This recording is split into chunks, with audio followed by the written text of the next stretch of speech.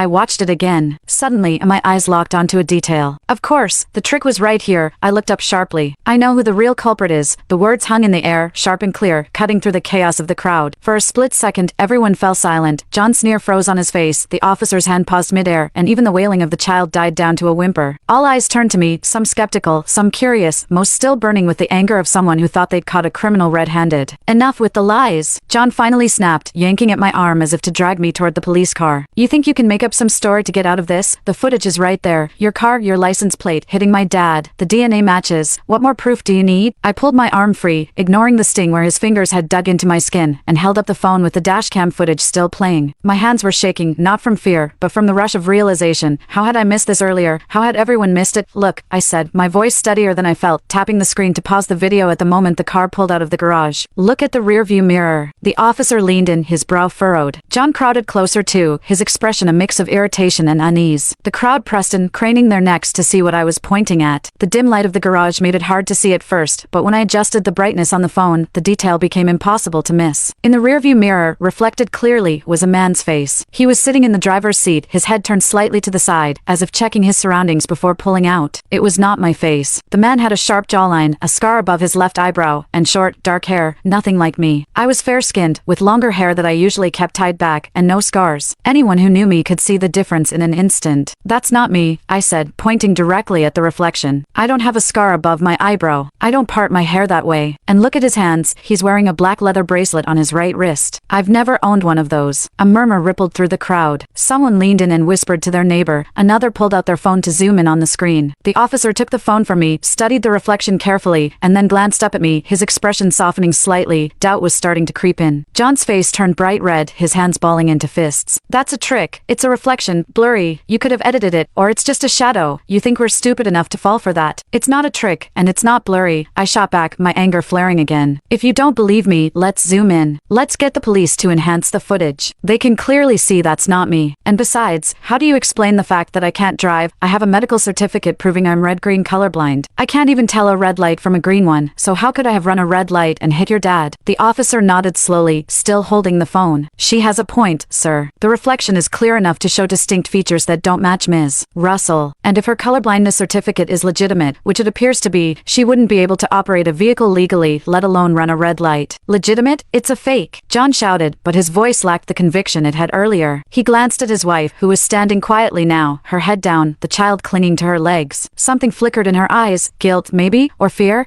Full story BIO.